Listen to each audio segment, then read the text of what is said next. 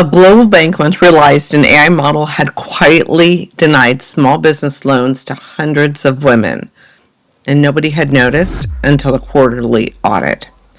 That's what a governance gap looks like in 2025. Hi, I'm Teresa Younkin. I'm a health informaticist and an AI strategist. I've trained executives, led AI pilots, built smart on fire applications, built data governance departments. And today I help healthcare leaders turn AI into a trusted tool where we are stitching people and processes together with ones and zeros so that our teams can thrive with AI. Governance used to mean guardrails, policies, committees, and compliance checklists. But now with AI, governance has shifted from paperwork to a pulse check. So we're no longer asking questions like, do we have rules? The questions are more, do we have visibility? Do we have trust? And do we have adaptability? Because today, governance isn't just about stopping the risk.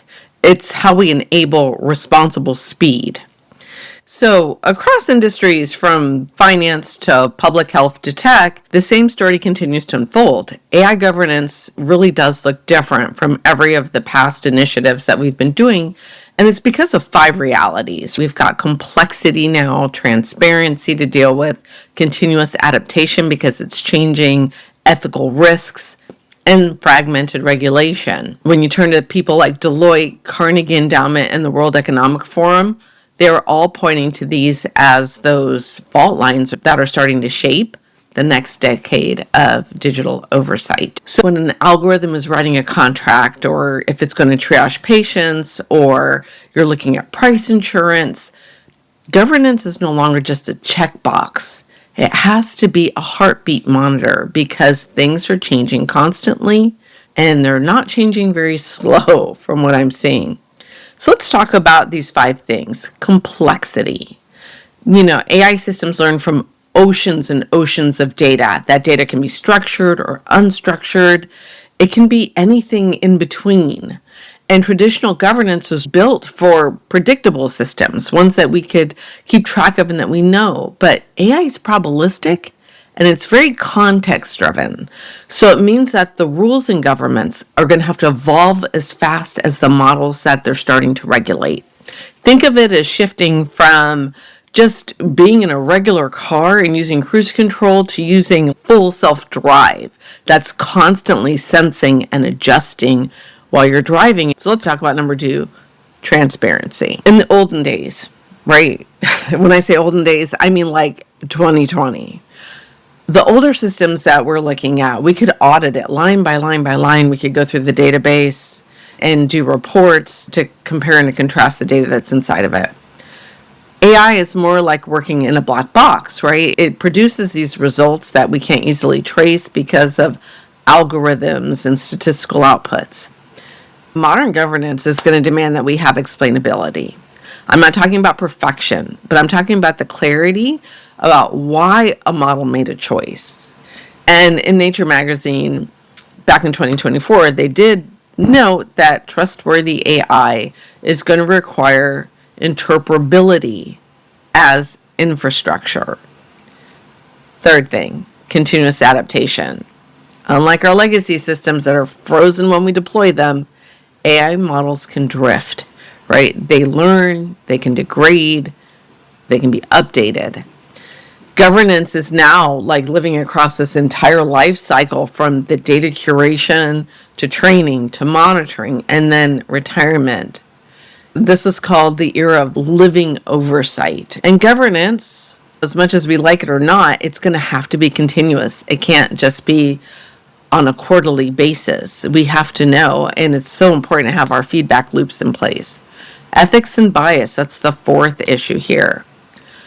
Bias just isn't a side note, right? It's the headline, because we're seeing hiring tools that are ranking resumes by gender cues. Diagnostic algorithms are starting to miss darker skin tones. That AI governance, it must pair ethics review with technical audit. Embedding fairness testing is going to be the same way that we embed unit tests right now when we test our data. When bias hides in the data, it becomes a policy, and it's an unwritten policy, and there's nobody pushing back on it. Number 5 are fragmented regulations. There just is no global rule book yet, right? We've just got a patchwork of things from the EU, the AI Act drafts. We've got US executive orders. We've got voluntary frameworks from public-private partnerships. All of that fragmentation, it's going to demand that we have our own personal internal alignments in our organization, because we need to have our own micro constitutions for AI. As Carnegie observed, the arms race is in governance. It's not between countries, it's between what did we intend for the AI to do and how did it get implemented. Healthcare governance shows up every time a predictive model touches a patient record. When AI is going to triage how we route ER cases, or we get a clinical agent summary of a chart, who verifies the accuracy? And good governance is going to ensure that those models that we're using to do these tasks, that they remain transparent, that they remain auditable, and what's coming out of it is accountable to the humans where the automations are replacing. As a leader, how are you going to manage this shift? Build those sandboxes with guardrails. Have a safe space for testing with clear boundaries. What you're going to roll out to your enterprise is what should be in that sandbox. You should adopt living policies. You need to have documents that are going to evolve as the tech does. This is something that's very different. So having good governance staff in place is going to be priceless. And they'll be working with the compliance and the legals and the business owners to understand what we need to do to stay abreast and current with our data. We always have to have humans in the loop, right? We don't want to slow progress, but what we need is somebody to interpret context. And finally, celebrate governance as an innovation. It's not bureaucracy. Governance is done right. It's not red tape. It actually builds a trust infrastructure that allows you to move faster with everybody in the loop. When governance matures from rules to relationships, it's going to scale your trust faster than the adoption of technology. Ask yourself, where does governance live in my organization right now? Is it on paper? Is it in practice? Do we know how to do this? Now, if you'd like to explore how to build that bridge inside of your teams, DM me. If you're a woman and you're interested in learning AI, DM me about the Women in AI workshops that I'm going to be holding, because here at Mosaic Life Tech, we help to stitch people and processes and purpose together with ones and zeros, because we understand that AI needs to be a trusted teammate and not just another task. All right, guys, thank you so much for joining me here, and I'll catch you on the flip side.